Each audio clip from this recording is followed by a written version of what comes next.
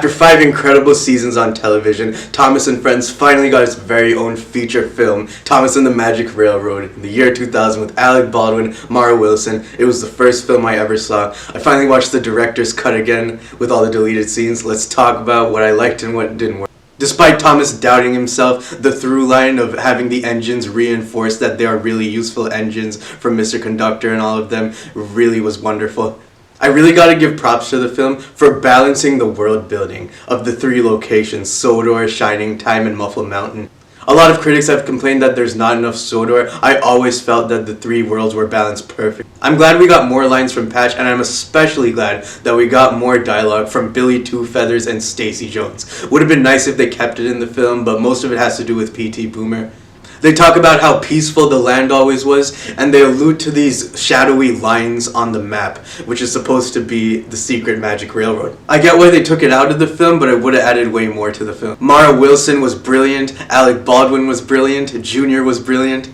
Alec Baldwin monologuing to himself is just really great acting. Toothpaste? Beach? A man called Boomer is back in town, and he doesn't like magic, Billy tells to Stacey as he gives her some broken flowers that Boomer broke. Boomer is your typical cheesy bad guy. Potentially I might have found him scary if they kept him in the film, but even in this extended cut, Diesel 10 still felt like the main antagonist. And I loved how in the deleted dialogue, they explained that the term shining time is used for when a train engine is starting up. This adds so much more meaning to lines like, this is your shining time too. It adds so much more meaning to the end where Burnett and Lily are like, now we'll always remember our shining time together. Beautiful. I was pretty happy with the dialogue between the trains. It would have been great to see more. 5, 6, 7, 8. Who do we appreciate? Practicing your numbers, Gordon? You weren't on time, Thomas. Hi, Thomas and your 5 coal trucks. And another reference to his race with Birdie. Would have been great to see more scenes with Percy where he isn't so much of a scaredy cat. More lines from Henry Gordon would have been nice. Would have been great to see Edward and Duck. That being said, Toby gets a heroic moment when he distracts Diesel 10. And I kind of love James's character arc here. In the show, he's known to be very vain, and it brings up how much he loves his red coat of paint. But in the end, when him and Junior are being cornered by Diesel 10, after Junior rides all over that windmill, lands on Diesel 10, pretends to be surfing, and gets flung onto James when Diesel 10 corners the both of them. James and Junior seem like they have similar mind frames. It's cool to see that friendship. I always loved the carefree stoner vibe of Cousin Junior in his paradise. The insane logic of this world I love. You have rabbits writing letters, flowers, telephones, seashell phones. A painting of a house in Shining Time that Junior and Mr. Conductor act like is a real door to it. It feels so believable that Goldust has become this giant power in Mr. Conductor's family. Looks like in the Shining Time series, the Mr. Conductor character was also miniature, so that's why they based it off of that. I get that he was small so that he could fit into the train world. So does that mean Junior and Mr. Conductor are really that small in the real world? And Sodor is the only place that they can thrive as little people? Easily my favorite moment rewatching the film this time around was when Diesel 10 is right behind Mr. Conductor as he is close to the viaduct. Mr. Conductor starts running up a hill, he trips. Diesel 10 grabs him with Pinchy, he gets a tear in his shoulder. He holds him over the viaduct explaining how he's going to destroy the lost engine and all of Sodor will be history. This scene had so much tension, it was so perfect. He grabs a pair of scissors, cuts a wire on Pinchy, Diesel 10 flings him. Baldwin happens to land on a bunch of sacks next to the windmill. He's like, did you put this here for me? You must have known I was coming. How very kind of you. And then he's like, oh, this must be the clue to the magic Goldust. This is all done through exposition, but you totally suspend your disbelief when it reads Stoke up the mountain and the lady will smile. Great reveal. With the self-fulfilling prophecy of the universe around them collapsing, and then Lily and Junior entering the Sodor world by the second half of the film, that was really fulfilling. The deleted black and white scenes with Burnett and Tasha were okay. The fact that they took it out in the theatrical cut makes Burnett a little bit more likable because it's more about the lost engine and lost love. My one least favorite thing about the film is Peter Fonda as Burnett Stone. You don't really notice it that much when you're a kid, but the older you get, you're like, wow, this performance is so dry. Basically, the saddest thing about this movie to me isn't the sense of lost magic, isn't the lost love. It's the fact that Lily is trying so hard to connect with her grandfather. Grandpa!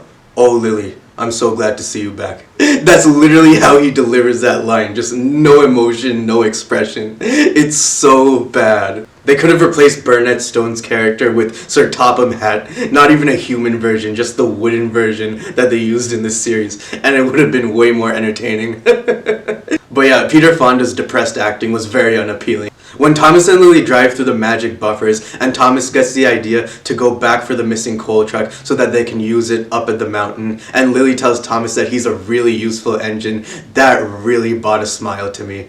In the original plotline, Boomer is the one who crashes Lady, not Dieselton, and now Boomer wants to sell Lady's scrap parts. I think it's a shame that Boomer's action scenes towards the end were cut. Even though it doesn't really make sense why he needs explosives, like it makes for some cool visual scenes, like a bird's eye view shot when he's talking to Billy, Lily, Pat, talking about his plans, but when he uses the explosives, it only blows up a side of the entrance to Muffle Mountain. Thomas and Lady were still able to go through the magic buffers. What was the point of that? But Boomer's explosion is what actually prompts Thomas to fall off the cliff and roll into the secret entrance that Boomer also finds. Thomas and Boomer could have had their own 20-minute adventure in the time span from when they go down this secret entrance to when they come out of the magic buffers to Sodor, leading to the incredible iconic chase scene. I found out that the original script would have ended with Junior using his magic bandana to turn Dieselton and Boomer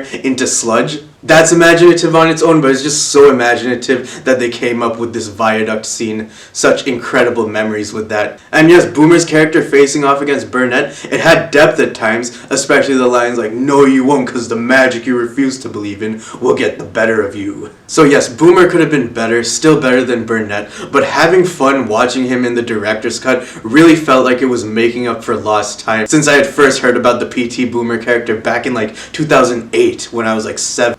All that time building it up in my head oh, this nefarious bad guy that was too scary that they had to cut from the film. In reality, it was just okay, but I'm so glad I had fun watching it. What's most amusing about Dieselton's character is the way that the engines and people around him react to him, such as Splatter and Dodge. They get such hilarious, iconic lines. Yeah, "We never liked you." Yeah, frankly, I don't know what that means. Whatever. Great stuff. Honestly, being so used to the movie, hearing the different narration at the end, that really brought a tear to my eye.